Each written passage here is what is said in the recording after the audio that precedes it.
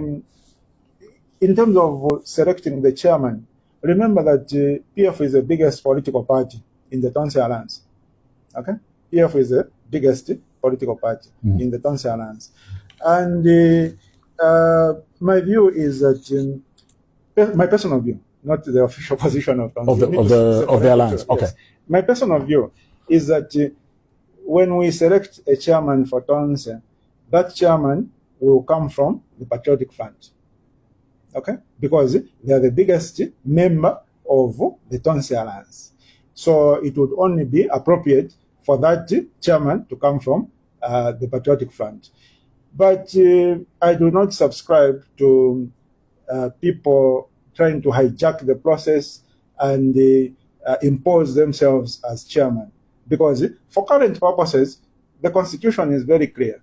In the absence of the chairman, the vice chairman acts until such a time that we will select a substantive chairman. If I was given a preference among the PF leaders in terms of who I would wish the Tonse Alliance, the new Tonse Alliance chairman. And that's your personal view, by the way, just to underline that. Yes, that's my personal view. If I was given that preference, I think I would put my choice on Honorable Brian Mundubire.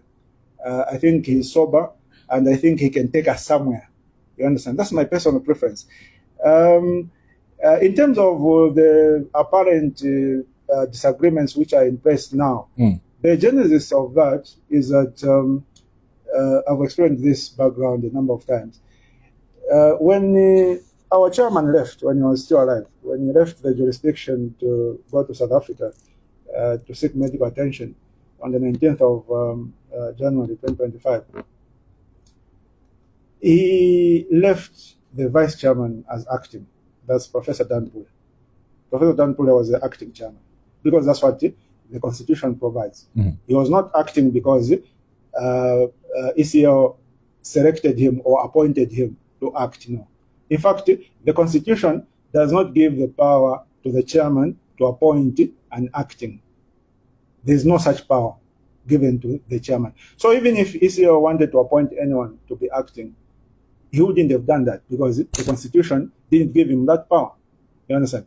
The acting chair is prescribed by the Constitution of the Tonse Alliance. So when ECL left the jurisdiction, he left Professor Dan Pule to act. Because the Constitution provided for that. And Professor Dan Pule did that. He was vice chairman and acting chairman of the Alliance, and we held a number of meetings. I think 3 or 4 meetings.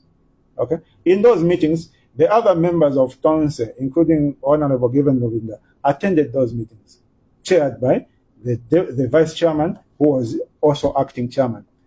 And then sometime towards the end of February, Professor Dan Pule had to go to India for medical attention.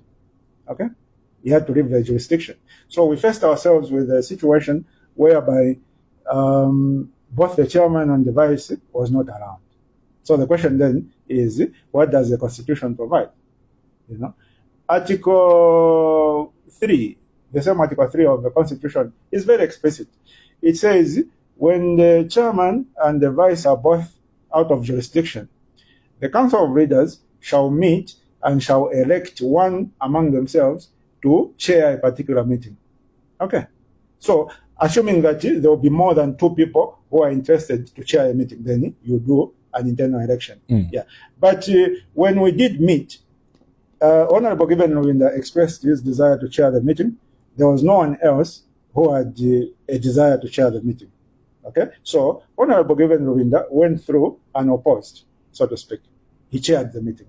And then we held, I think, about 2 or 3 other meetings, whereby, again, no one expressed interest to chair the meeting. So, again, Honorable Rovinda went through unopposed. Okay. The problem started when the vice chairman came back from India. Okay? When the vice chairman came back from India, first of all, he wasn't feeling very well. So, he was indisposed for a while, I think a number of weeks. And then, when he felt better, he convened a meeting of the Tonse Alliance because he had resumed his duties.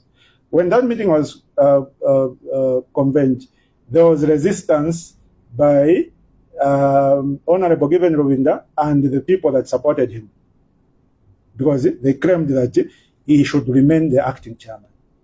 Okay, so when that resistance came about, we said, okay, what are your arguments? Why do you think he should remain the acting chairman? Because the constitution is very clear. Okay, so they provided their submissions, their arguments, and we tried to deliberate on that matter internally until, we came to the realization that it would actually benefit us to bring on board some of, some neutral people who can sit both the Honorable Luvinda and Professor Danpure together, and then hear the submissions from both parties, and then make a determination and move forward from there. So as we speak, that is where we are right now. Okay, so the insinuations that some of the people have been trying to peddle that the non-PF members of the Tonse Alliance are fighting the PF and preventing the PF from chairing Tonse. Those are wrong insinuations. Like I told you, Mr. Zoro, personally, I feel that the substantive chair of Tonse should come from the Patriotic Front. But that person has to be someone who is selected using due process of the alliance, not someone who comes and tries to do a coup and hijack and become chairman. That we are not going to tolerate. Is that what Mr. Luvinda has been doing? Well, I don't want to comment on a specific individual, but I'm just explaining to you that because he's the name that you've thrown in the hat as far as him being chairman and him resisting the vice chairman from taking over or from acting as chairperson of the Tonse Alliance. All I can say, Mr. Zuro, is that we will not allow confusion in the Tonse Alliance.